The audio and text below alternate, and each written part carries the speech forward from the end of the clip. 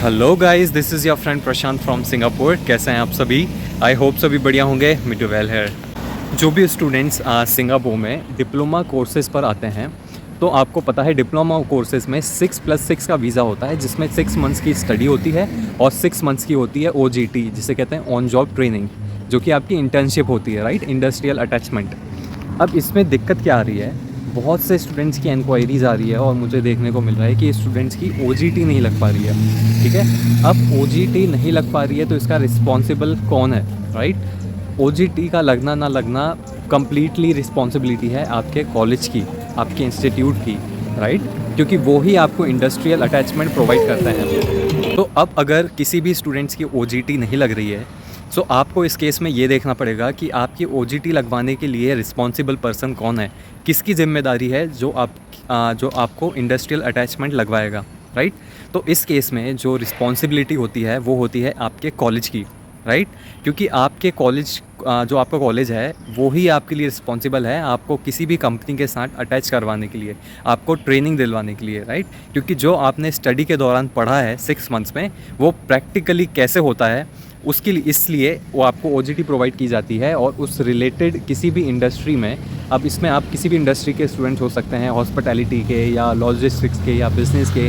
सो अब इस सेक्टर से रिलेटेड जो भी कंपनीज़ हैं, आपको उस कंपनी की में 6 मंथ्स के लिए एज एन इंटर्न भेजा जाता है, ताकि आपने जो पढ़ा है वो आप प्रैक्टिकली देख सकें, राइट? तो ये जो रिस्पॉन्सिबिलिटी है वो पूरी कॉलेज की रिस्पॉन्सिबिलिटी है, ठीक है? लेकिन अब स्टूडेंट्स को इश्यूज़ आ रहे हैं, तो इसमें क्या किया जा सकता है? सबसे पहले मैं आपको बता दूं, ये जो इश्यूज़ आ रहे हैं वो कुछ किन्हीं कॉलेजेस में आ रहे हैं। मुझे जो देखने को मिला है, सारे कॉलेजेस में ऐसा नहीं है। जो अच्छे रेप्यूटेड रिस्पॉन्सिबल कॉलेजेस हैं उसमें ऐसा इशू नहीं है। जो कुछ कॉलेजेस हैं जिसमें मैं कहूँ कुछ कॉलेजेस तो ब्लैक लिस्टेड हैं, अगर आप उसमें हैं तो फिर ये आपके साथ होना ही था, राइट? और कुछ कॉलेजेस हैं जिसमें ये इशू आते हैं which are not blacklisted, लेकिन हाँ, उनके साथ ये सारी इश्यूज़ हैं कि वो OJT वगैरह में और आगे की प्रोसेस में उन कॉलेजेस के साथ दिक्कत जाती है, राइट? अब इन चीज़ों से बचने के लिए आपको क्या करना होगा? आपको एडमिशन करवाने से पहले इन चीज़ों में ध्यान देना पड़ेगा कि आपका एजेंट या आप जिस भी कॉलेज में एडमिशन ले रहे हैं, आपको उस कॉलेज के बारे में सारी डिटेल्स होनी चाहिए। सबसे पहले तो क्या आपका कॉलेज ब्लैक लिस्टेड तो नहीं है, सबसे पहले ये चेक करिए, क्योंकि सिंगापुर में बहुत सारे जो डिप्लोमा कॉलेजेस हैं वो ब्लैक लिस्टेड किए गए हैं ICA के थ्रू या ICA के द्वारा किए गए हैं ब्लैक लिस्टेड। सो आपको पता होना चाहिए कि आप जिस कॉलेज में एडमिशन ले रहे हैं क्या वो उस लिस्ट में शामिल तो नहीं है, राइट? या क्या आपका कॉलेज उन लिस्ट में तो नहीं है जो OJT प्रोवाइड नहीं करवा पाता है। तो ये आपको एडमिशन लेने से पहले ध्यान रखना पड़ेगा, क्योंकि अगर आपने ध्यान नहीं रखा तो आपके साथ होगा क्या, और काफ़ी स्टूडेंट्स के साथ यहाँ क्या हो रहा है कि अब 6 मंथ्स की स्टडी तो उनकी हो गई है, राइट? अब जो 6 मंथ्स है उसमें उनको वर्क परमिट दिया जाता है कंपनी के थ्रू OJT मिलने के बाद। सो आपका जो स्टूडेंट पास है ना, वो 6 मंथ्स के लिए वैलिड है जब तक आप स्टूडेंट हैं। अब जब आप ट्रेनिंग करने किसी कंपनी में जाएंगे तो आपके पास एक वर्क परमिट होना चाहिए, क्योंकि आप उस कंपनी के साथ काम कर रहे हैं। अब अगर आपके पास वो वर्क परमिट नहीं होगा तो आप सिंगापुर में रहने के लिए एलिजिबल नहीं हैं।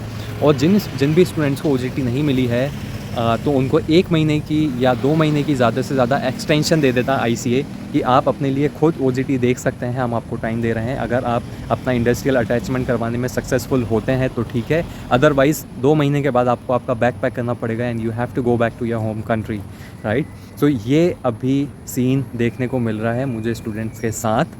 ये तो बात हो गई कि आपको आने से पहले क्या ध्यान रखना है। अब काफ़ी सारे स्टूडेंट्स मुझसे ये क्वेश्चन करेंगे कि भाई, अब हम जो सिंगापुर में हैं और हमें OJT नहीं मिल रही है, उसके सॉल्यूशन के बारे में आप कुछ बताइए। सो देखिए, फॉर अ सॉल्यूशन सबसे पहले तो आपको मैं क्या एडवाइस दूंगा कि आप सबसे पहले खुद से ट्राई करें, ओके? बाहर Singapore is a big market, आपको कोई ना कोई एम्प्लॉय मिल जाना चाहिए आपके OJT के लिए। आपके पास 2 महीने का एक्सटेंशन है, 2 महीने एक अच्छा खासा टाइम होता है, ओके? इसमें आप काफ़ी कुछ रिसर्च कर सकते हैं। अब या तो आप सबसे पहले खुद से पता करिए, ओके? इसके अलावा आप क्या कर सकते हैं, यहाँ पे एजेंसीज़ होती हैं, ओके, फॉर जो वर्क परमिट के लिए भी काम करती हैं।